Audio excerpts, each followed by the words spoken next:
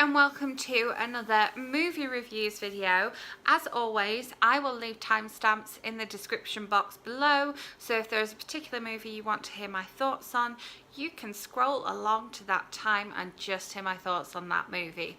A very quick note before I begin today, I saw two films on Sunday this week, technically 6 films on Sunday this week that I'm not going to talk about because I will be talking about them in separate Oscars category videos that will be coming up this week. So all this week, because it is the week leading up to Oscars, right up until Oscars Day, I will be talking about the different films in the different nominated categories for the Oscars this year. 24 categories in total, and I will have a video every day from tomorrow onwards, so make sure you are subscribed and I've hit that little bell thing so that you're notified when those are uploaded. I will try and upload them at my usual time, but sometimes these things are out of my control. So I saw the documentary shorts and I saw one of the nominated foreign film categories on Sunday, but I'm not going to tell you about this here. You'll have to wait until their specific video to hear about those. So the first film that I saw in the movie theatres this week was the Lego Movie 2. And I have actually seen that twice this week. And I've seen it in 2 different formats so that I could compare.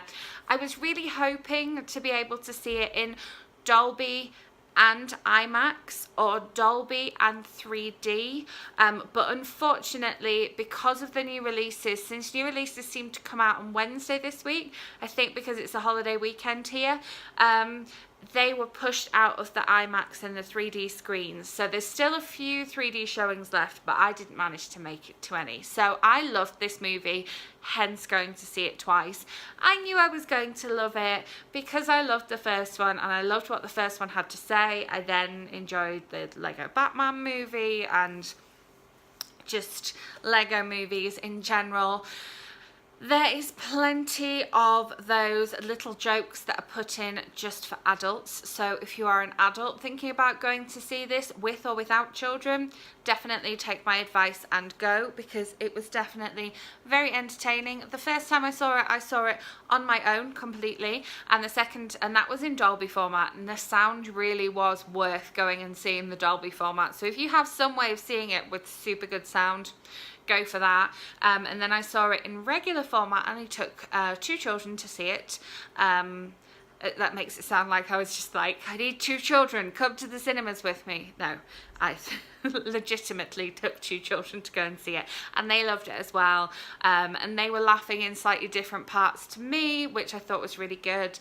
We've got the same characters from the first Lego movie, and just seeing where are they now 5 years later.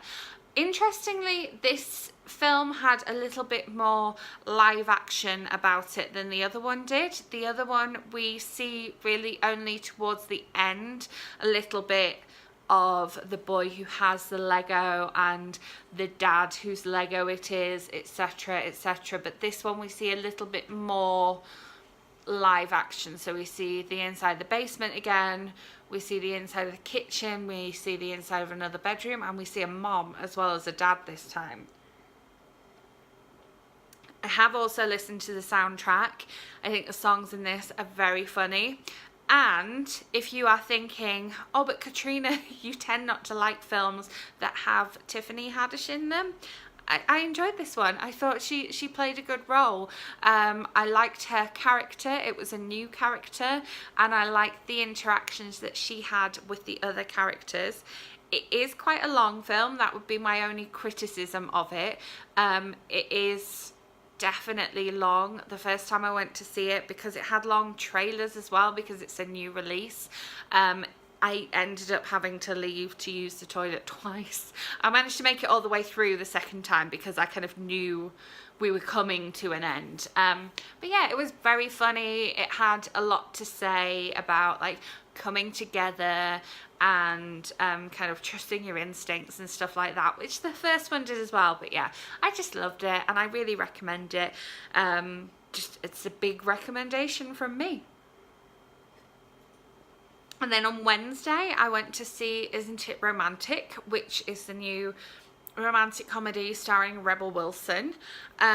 This one is kind of a take on a romantic comedy because she is very anti-romantic comedy, and then we know from the trailer that she has a bump on the head and wakes up to find herself in the romantic comedy, and she kind of works out, according to the kind of format and the tropes of a rom-com, how she should handle each situation. I just really enjoyed it. It was really nice going to see a true rom-com that kind of takes the mick out of itself a little bit. I thought the casting was really good. I enjoyed who they had cast in the various roles.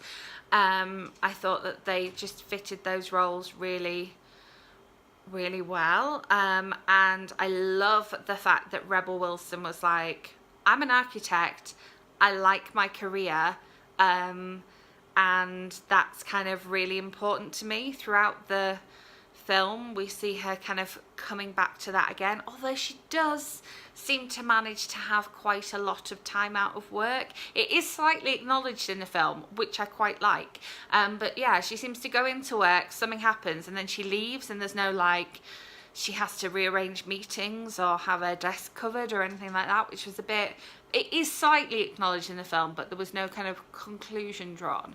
But I laughed, and it was sweet, and it was quite feminist really, and so yeah, I enjoyed it. It's another recommend from me. And then I went to see What Men Want, which is a female take on What Women Want.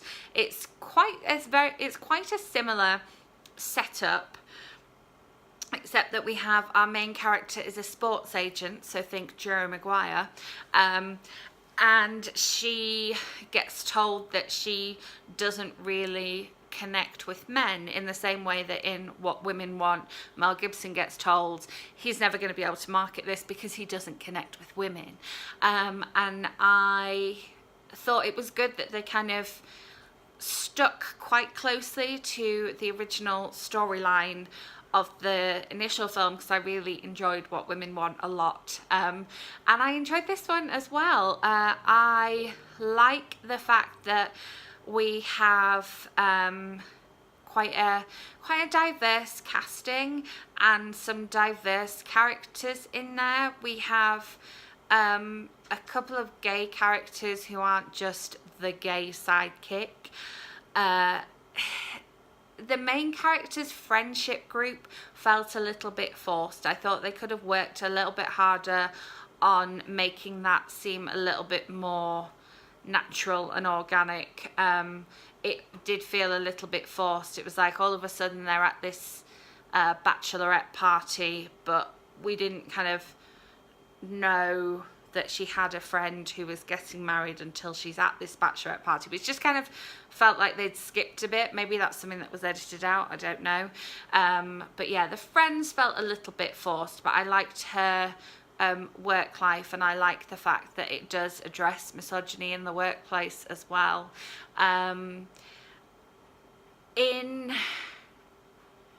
In some cases, there were, again, apologies.